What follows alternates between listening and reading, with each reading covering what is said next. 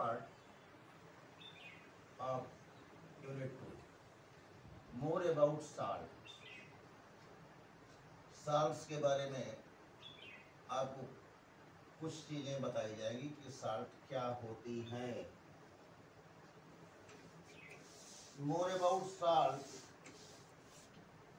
Salt क्या होता है? कोई भी एसिड और कोई भी बेस जब एक दूसरे के कांटेक्ट में आते हैं तो साल्ट प्राप्त होता है और साथ में पानी भी प्राप्त होता है. एक तरीके से जब एसिड और बेस दोनों एक दूसरे के कांटेक्ट में आएंगे तो एसिड की एसिडिटी समाप्त हो जाएगी और बेस की बेसिडिटी समाप्त हो जाएगी. दोनों एक दूसरे के साथ मिल करके न्यूट्रल हो जाएंगे. इसीलिए एसिड बेस का ये मिलना न्यूट्रलाइजेशन भी कहलाता है. जैसे आप NaOH लेते हैं, NaOH का एक्वस सॉल्यूशन. एक्वस सॉल्यूशन का मतलब होता है जलीय घोल. सोडियम हाइड्रोक्साइड ये कैसा होता है? सोडियम हाइड्रोक्साइड सॉलिड होता है, चिकना सा पदार्थ होता है, पेलेट के रूप में छोटे छोटे एक डिब्बे में आता है सफेद रंग का. और ये इसका पानी में घोलेंगे तो पानी में आसानी से घुल जाता है. जो जलीय घोल है इसका उसे आप ले लीजिए और HCl ये भी आप AQ का मतलब होता है एक्वस. एक्वस का मतलब होता है जलीय. ये बात भी आप जानते होंगे, बच्चे लोग जानिए. HCl का जो सिंबल लिखा जाता है HCl, इसका दो नाम प्रोनाउंसिएशन में आता है. पहला क्या है? Hydrogen chloride. हाइड्रोजन क्लोराइड जब शब्द हम बोलते हैं तो वो एक्सप्रेस करता है HCl गैस स्टेट में है, अपने नेचुरल फॉर्म में है. आप लैब में जब जाएंगे तो उसमें लैब में आपको बॉटल पर लिखा हुआ मिलेगा HCl.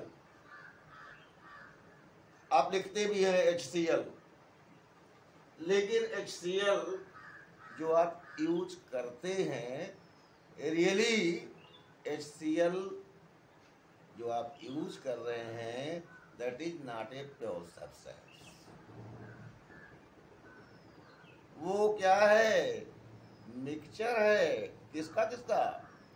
पानी और HCl अर्थात हाइड्रोजन क्लोराइड का. जलीय घोल है. घोल बन जाता है जब दो चीजें मिलती हैं. जैसे भी आप नमक या चीनी ले करके पानी में घोलते हैं. नमक अकेले था, प्योर कंपाउंड था, और जब उसको पानी के साथ घोल दिया तो पानी का जलीय घोल पानी के साथ नमक का जलीय घोल एक्वस सॉल्यूशन ऑफ साल्ट बन गया.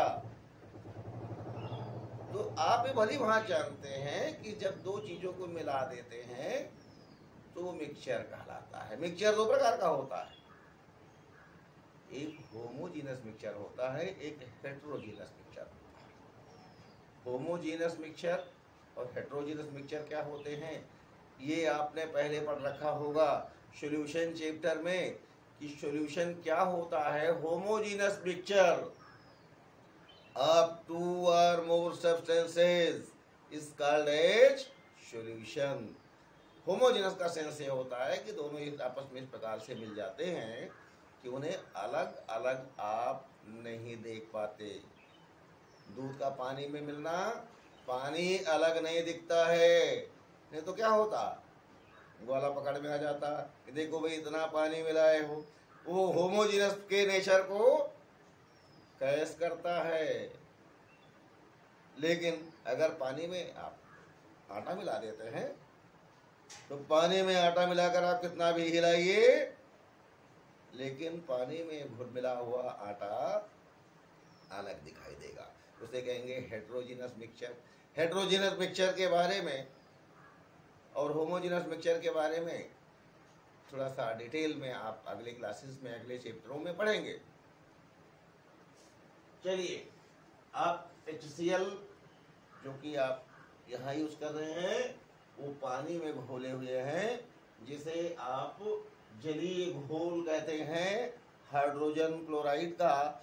तो आप इतना लंबा शब्द इस्तेमाल करेंगे कि हाइड्रोजन क्लोराइड का जलीय घोल, तो काफी बड़ा शब्द हो जाएगा, इसीलिए इसे छोटा सा शब्द इस्तेमाल करते हैं, हाइड्रोक्लोरिक एसिड। यानी जब जलीय घोल हो गया तो उसको कहेंगे हाइड्रोक्लोरिक एसिड। और जब केवल जब अपने नेचुरल फॉर्म में है HCl, तब उसे कहेंगे हाइड्रोजन क्लोराइड गैस। जब इसी HCl के नीचे G लिख दिया जाए, G मीन्स गैस, तब समझ लेना चाहिए कि ये हाइड्रोजन क्लोराइड गैस के बारे में बात की जा रही है। और जब AQ लिख दिया जाए, AQ मीन्स एक्वस, तो उसे समझना चाहिए कि ये पानी में घुला हुआ HCl अर्थात हाइड्रोक्लोरिक एसिड। तो आप NaOH का जलीय घोल, सोडियम हाइड्रोक्साइड का जलीय घोल और हाइड्रोजन क्लोराइड का जलीय घोल अर्थात जिसको आप क्या कहेंगे, हाइड्रोक्लोरिक एसिड, इन दोनों को मिलाते हैं तो आपको कॉमन साल्ट NaCl अर्थात सोडियम क्लोराइड प्राप्त होती है, और साथ में मिलता है बाई प्रोडक्ट, उसे कहते हैं बाई प्रोडक्ट। पानी देखिए बाई प्रोडक्ट क्या होता है? बाई प्रोडक्ट वह प्रोडक्ट होता है जो किसी भी रिएक्शन में अपने आप प्राप्त होता है, स्वतः प्राप्त होने वाली चीज है, इसको जिसके लिए हम रिएक्शन नहीं करा रहे होते हैं। मेन प्रोडक्ट क्या है? NaCl, और बाई प्रोडक्ट क्या है? पानी। Any problem? तो बेटा ये कहलाता है salt. NaOH plus HCl is equal to NaCl plus H2O। इस प्रकार से आप कोई भी बेस ले लीजिए और कोई भी एसिड ले लीजिए, तो आप मिलाएंगे तो साल्ट बन जाएगा। अब आपने बहुत सारे एसिड और बेस इसके पहले पढ़ रखा है। एसिड क्या है? जो आसानी से H+ रिलीज करता है। बेस क्या है? जो आसानी से OH-। देखिए अब यहाँ पर बात यह है, जो H+ रिलीज करता है उसे एसिड कहते हैं, जो OH- रिलीज करता है उसे बेस कहते हैं। ये एक कॉमन सी डेफिनेशन लोग दे देते हैं, लेकिन ऐसा नहीं है। एसिड बेस की डेफिनेशन पर एक लंबी चौड़ी सी बातें आगे चल कर के आप पढ़ेंगे। एसिड बेस के बारे में शॉर्ट में डेफिनेशन नहीं है बेटा। एसिड बेस के बारे में वेरियस साइंटिस्ट जैसे ब्रांस्टेड लोरी का एक कंसेप्ट है, लेविस्ट का एक कंसेप्ट है, और इसी प्रकार से आप वेरियस साइंटिस्ट के कंसेप्ट पढ़ेंगे। लेकिन ये कंसेप्ट जो हैं वो पुराने हैं और ये इनकम्प्लीट हैं। Really at the same time acid and base is defined on the basis of pH value. pH value क्या होता है और pH के बारे में भी आपने इसके पहले वाले टॉपिक में पढ़ रखा है। देखिए हम आपको pH पेपर दिखाते हैं। pH पेपर ये है, ये इसको pH पेपर कहते हैं। ये pH पेपर है जिसमें pH मेंटेन होता है। ये pH पेपर हैं जो कि इजली लैब में अवेलेबल होते हैं। और इस pH पेपर में कैसे आप pH पता करते हैं, आपने क्लास 9th में भी पढ़ रखा होगा कि कोई भी साल्ट लीजिए तो साल्ट है भाई, पानी में आपने उसे डिसॉल्व कर दिया तो सॉल्यूशन बन गया।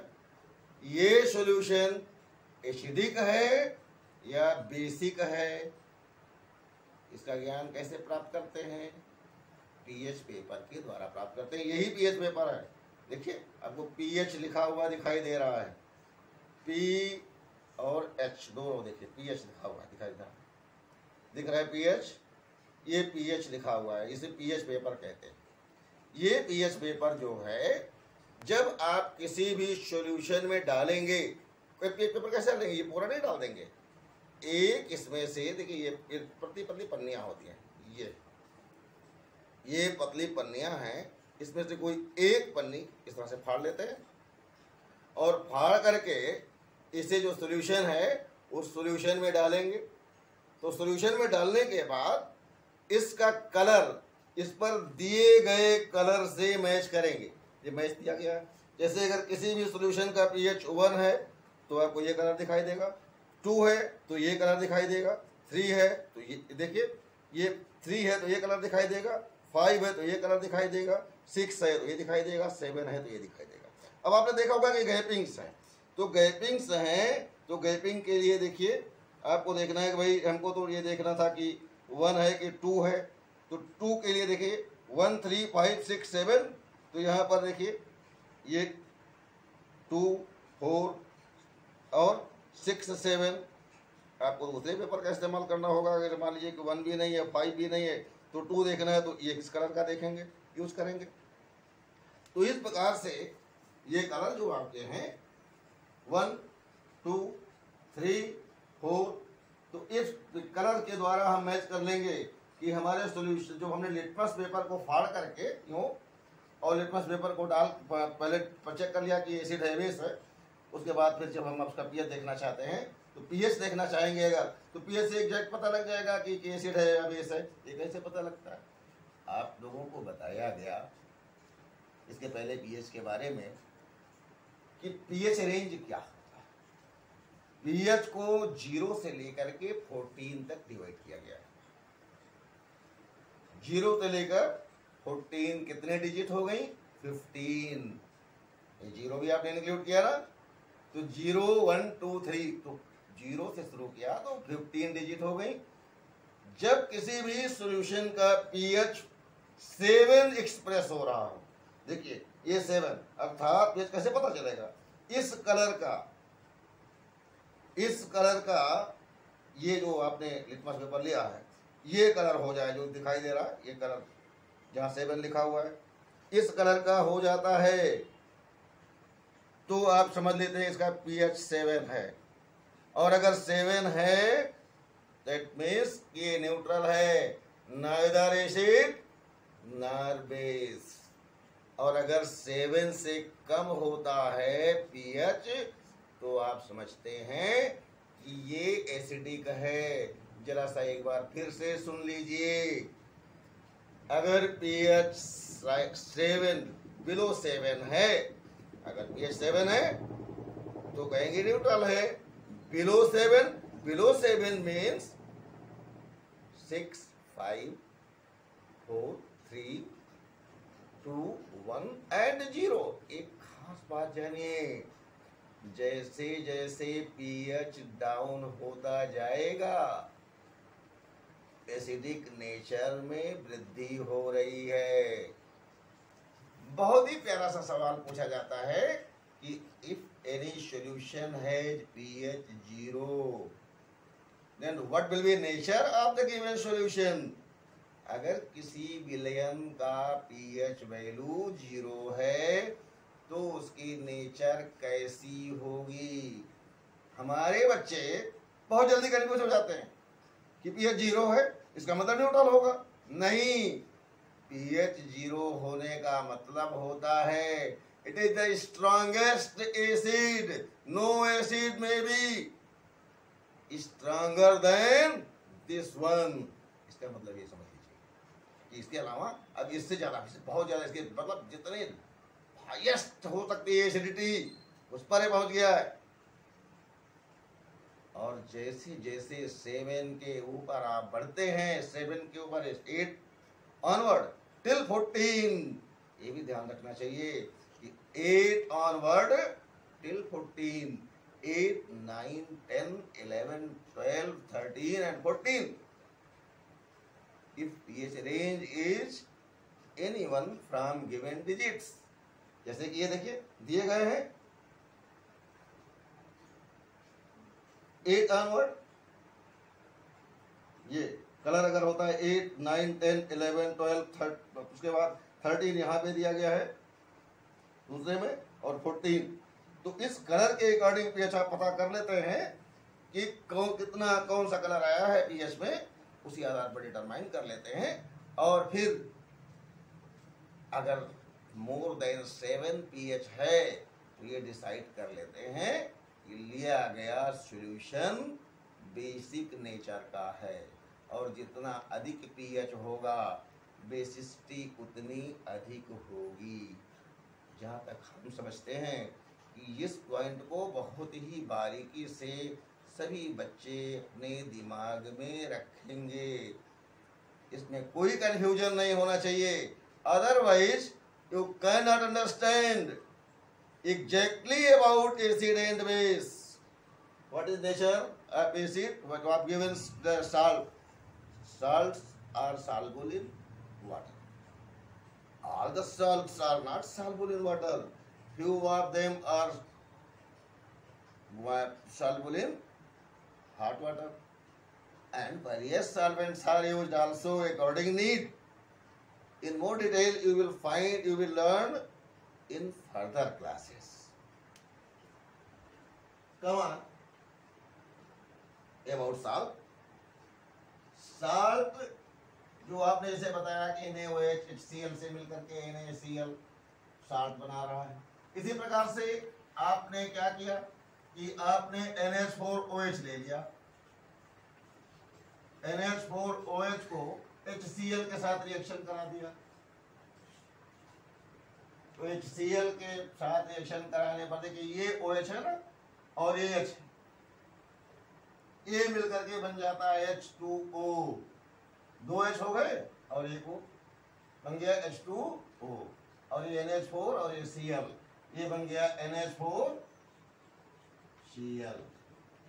इसे अमोनियम क्लोराइड कहते हैं। क्या कहते हैं? Ammonium chloride. और बाई प्रोडक्ट क्या मिला? वाटर। इस प्रकार से और भी साल्ट हैं, दूसरे साल्ट, जैसे आप इस NH4OH की जगह पर दूसरे आपने इस्तेमाल किया, बेस जैसे KOH का इस्तेमाल कर सकते हैं, तो KOH लेकर के रिएक्शन कराते हैं तो यहाँ KCl प्राप्त होता। आपको एसिड बेस के बारे में पहले बताया गया। पहले क्या बताया गया? एसिड क्या है?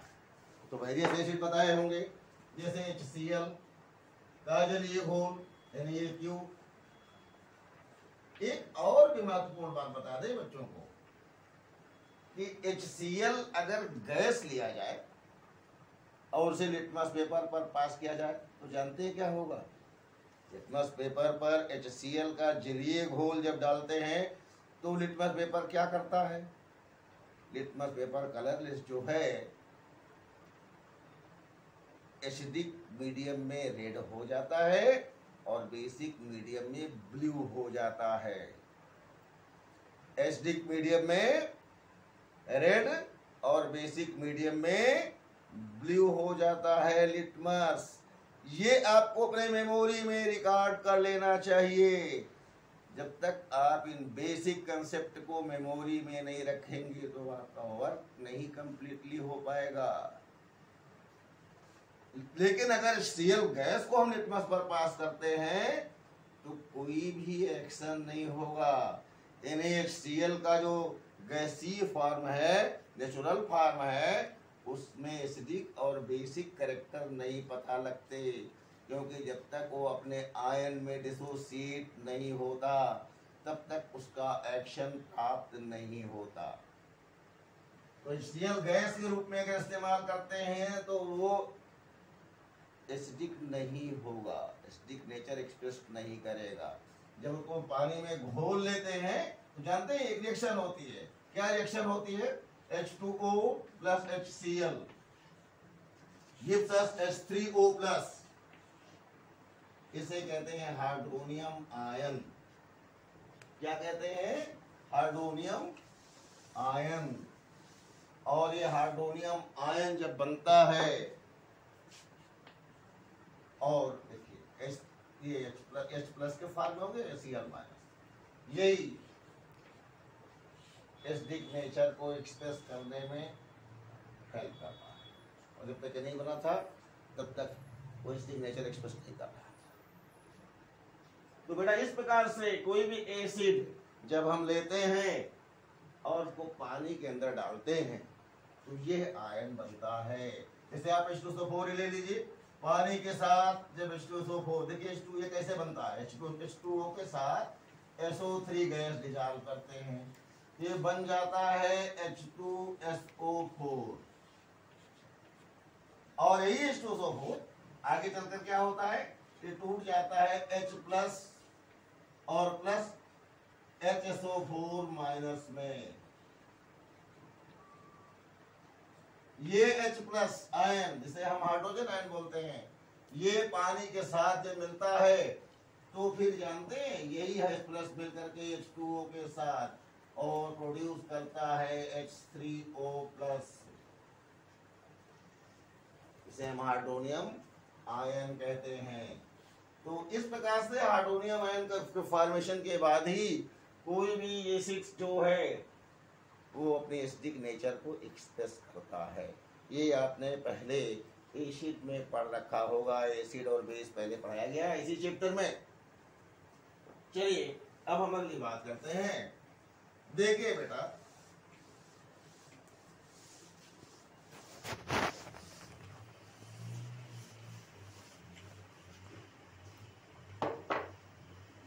एसिड जो होता है आपने उसे क्लासिफाई कर दिया, एसिड को क्लासिफाई कर दिया है। एक टाइप ऑफ एसिड की बात कर रहे हो आप, तो एसिड की टाइप दो, एक स्ट्रांग एसिड और दूसरा वीक एसिड। स्ट्रांग एसिड क्या होता है? स्ट्रांग एसिड वो एसिड है जो easily H plus ion release कर दे। जो जितने इजिली H प्लस आयन को रिलीज कर देगा वो उतना ही स्ट्रांग कहलाएगा। और जो अपने H प्लस आयन को रिलीज करने में जितनी ही मुश्किल पैदा करेगा, जितना ही देर करेगा, आसानी से रिलीज नहीं करेगा, उसे उतना वीक एसिड कहेंगे।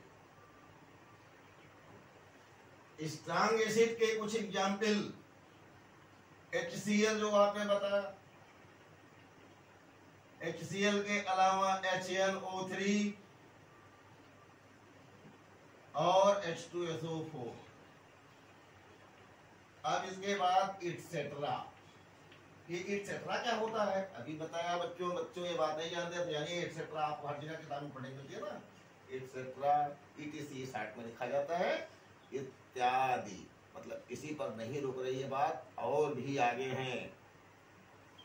HCl, HNO3, H2SO4 etc. These are the strong acid. Now weak acid, देखिए ये वीक और acid, acid is common. Weak acid में क्या है? Acetic acid CH3COOH, which is also known as ethanoic acid. Common name is acetic acid, and ionic acid is called as ethanoic acid. Benzoic acid, ये benzoic acid कहलाता है।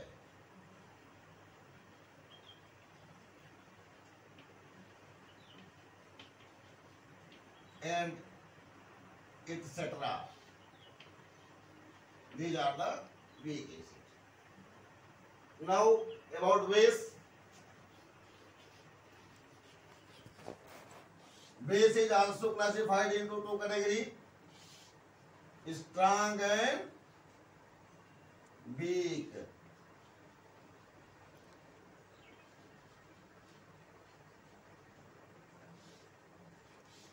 Strong base क्या है? जो easily OH minus को release कर दे उन्हें strong base कहेंगे, और जो इजिली OH माइनस को रिलीज नहीं करते उन्हें वीक बेस कहते हैं। ये जनरल सा डेफिनेशन है। स्ट्रांग बेस के कुछ एग्जाम्पल ये थे NaOH, KOH etcetera. Weak acid base की बात करें तो वीक बेस क्या है? वीक बेस के डेफिनेशन बता दिया गया आपको, और उसके बाद वीक बेस के एग्जाम्पल में NH4OH एक्सेट्रा। अमोनियम हाइड्रोक्साइड एक कॉमन, अमोनिया का जो जलीय घोल होता है उसे अमोनियम हाइड्रोक्साइड कहते हैं। अमोनिया गैस है। अमोनिया को जब पानी में घोल दिया जाता है तो इस प्रकार की रिएक्शन होती है। NH3 प्लस H2O को हम ऐसे लिखते हैं HOH के रूप में। तो इसमें पानी में H प्लस और OH माइनस इजीली नहीं हो, इसके प्रभाव से डिसोसिएट होता है और बनता है NH4OH। देखिए ये टूट करके अगर फॉर्म में ही बदला जाएगा, अगले फॉर्म में भी टूटेगा किसी स्ट्रांग इफेक्टिव कंपोनेंट के द्वारा, तो ये फिर NH4OH NH4 प्लस और OH माइनस में डिसोसिएट हो जाएगा। तो इस प्रकार से आपने देख लिया कि एसिड जो है, स्ट्रांग एसिड है Cl HNO3 और H2SO4, वीक एसिड है acetic acid and benzoic acid etcetera, और bases strong NaOH KOH etcetera and